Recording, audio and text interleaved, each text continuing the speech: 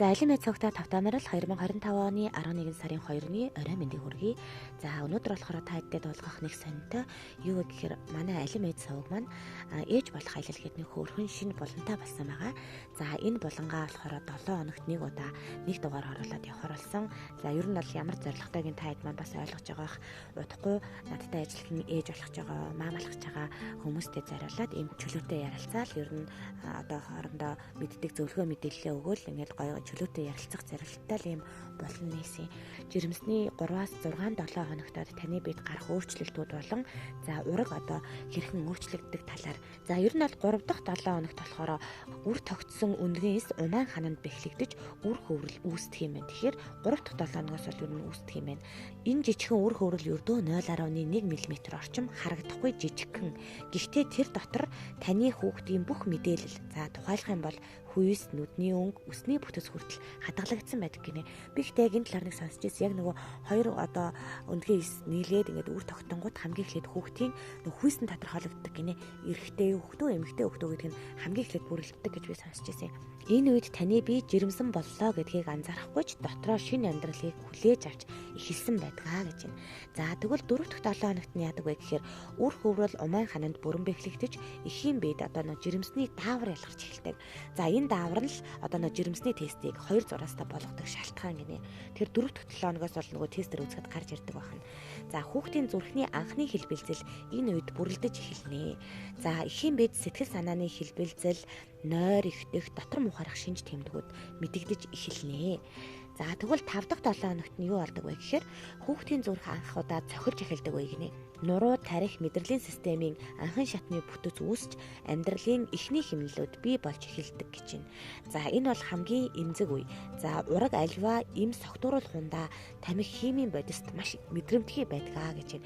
Тэгэхээр 5 дахь 7 хоногт бол ээжүүд маань маш сайн анхаарах хэрэгтэй байна.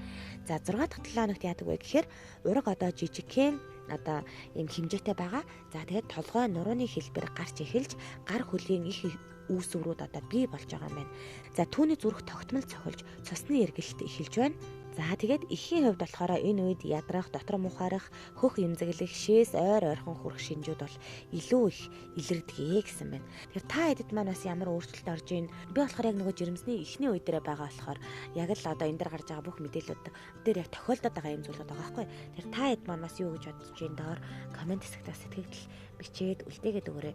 За дараад нь болохоор жирэмсний 3-аас 6-7 хоногтод ээжүүд юуг анхаарах вэ гэхээр за мэдээж түрүүн хэлж байсанчлан эм арх тамхи хэрэглэхгүй байх нь бол хамгийн одоо анхаарах хэрэгтэй нэг зүйл юм байна. Энэ үед хүүхдийн эрхтнүүд нөгөө бүрэлдэж эхэлж байгаад бол ямар ч одоо хор нөлөө маш хүчтэй нөлөөлдөг юм байна. Тэгэхээр хэрвээ ямар нэг юм уух шаардлагатай бол заавал эмчтэй зөвлөлдөх ёстой. За би болохоор яг нөгөө бас амар хурд юм уух гэдэг төрөл юм аахгүй. Толгой хувьд өнгөт ёо за толгой хувьд нэг юм уучи гэл ингээд амар хурд юм уух гэдэг хүн. Тэгэхээр энэ бол бас надад амар хэрэгтэй мэдээлэл юм шиг санагцсан. За дараад нь болохоор полигийн хүчил ууж эхлэх ёстой. За полигийн хүчил нь бол урагт мэдрэлийн гаж хөгжил үүсгэхээс сэргийлдэг маш чухал витамин. За жирэмсний эхний 3 сар бол бүр өдөр бүр тогтмол уух хэрэгтэй гэж байгаа. Тэгэхээр магадгүй манай ээжүүд бас нөгөө полигийн хүчлээ ууж эхлэегүй байгаа бол уугаад эхлээрээ. Би бол бүр ингээд яг анх тестээр үзэл жирэмсэн болсноо мэдээл шууд полигийн хүчил уугаад эхэлсэн. Хоолтон дээр ээжүүд маань юуг анхаарах вэ гэхээр за эрүүл тэнцвэртэй хооллолт бол маш чухал. Өлсөхгүй гэхдээ хит идэхгүй байх хэрэгтэй гэж байгаа. За тэгээ шин ногоо, жимс, мах, өндөг, тараг зэрэг тижээлэг хүнс ол түлхүү хэрэглээрэй гэж байгаа.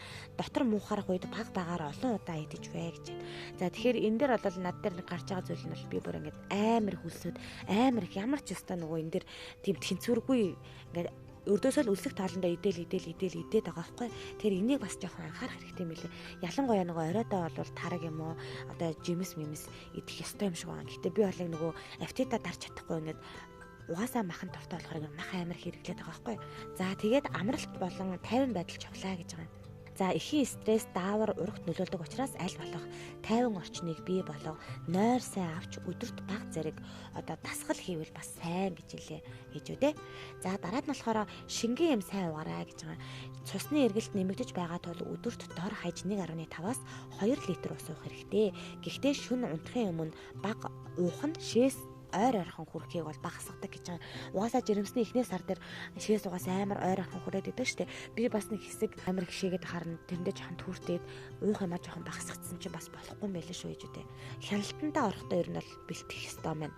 За 6-7 хоног орчим болгож жирэмсний хяналтанд бол орж болд юм байна. За эмч эхоны шинжилгээ хийгээд ураг умаан дотор зөв байдлаж байгаа эсэх зүрхний цохилт байгаа эсхийг бол шалгах юм байна. Тэгэхээр нөгөө өмнө нь болохоор за бараг 3 сар болж ээж хяналтандаа ороо гэдэг байсан бол одоо болохоор ер нь аль болох эрт хяналтандаа орох тусмал сайн юм байна. Шинж тэмдгүүд бол мэдээж ингээл нойр ихтэл ядраал өмнөхөөсөө жилийн унтмаар санагдал. Миний бодлохоор бараг ингээл дэр толгой нийлүүлээ өгөөл унтчихад байгаа юм. За хамгийн гол зүйл нь болохоор хөхний өөрчлөлт. За хөх бол мэдээж ингээд амар хүндэр болсон. Энэ нь болохоор жирэмсний хамгийн анхны одоо шинж тэмдгүүдийн нэг юм байна. Хөхний булчирхай болохоор одоо сүү бэлтгэж эхэлж байгаа гэсэн үг. Миний хөх болохоор одоо бас бүр ингээд жоохон мэдэгдэхүйц бүр томроод ингээд нэлийн өвчтөе мэдрэг болсон байгаа юм. За тэгээд сэтгэл санаа өөрчлөгдөх. За энэ дээр бол бүр ээжүүд маань угаасаа мэдж байгаа ярих юм биш те.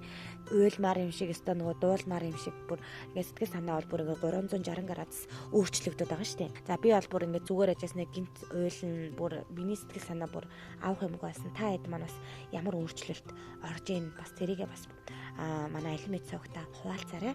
За тэгээд эхний 6-7 хоног таны бид олон өөрчлөлт гарна. Заримдаа ингээд ядаргаатай санагдана. Гэхдээ энэ бүхний цаана таны дотор шин зүрх анх удаа цохилж эхэлж байгаа учраас та аль болох тайван байгаараа. Таны бие, таны зүрх, таны сэтгэл бүгд одоо хоёр хүний төлөө ажиллаж байгаа. За тиймээс тайван өөрийгөө хайрлаад сайхан амраараа. За ээж болох аялал чинь дөнгөж эхэлж байгаа шүү хөрхөө ээжүүдээ.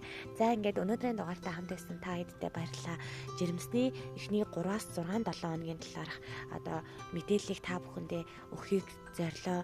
Яг энэ талаар ярьж байгаа анхны дугаар болохоор бас буруу зөрүү ярьсан зүйл гэж магадгүй шүү. Ээжүүдээ тэрийг бас зөөр ойлгоорой. За эх 7 хоногт болохоор жирэмсний одоо 7-оос 10 дахь 7 хоногт юу болж өөрчлөгдөх талаараас бүгдээрээ хоорондоо мэдээлэл солилцъя гэж бодож байна. За ингээд өнөөдрийн дугаараар хамт байсан та хэдтэй баярлалаа. Дараагийн дугаараар эргэн уулзтлаа. Түр баяртай сайхан амраарай хөрхөө ээжтэй.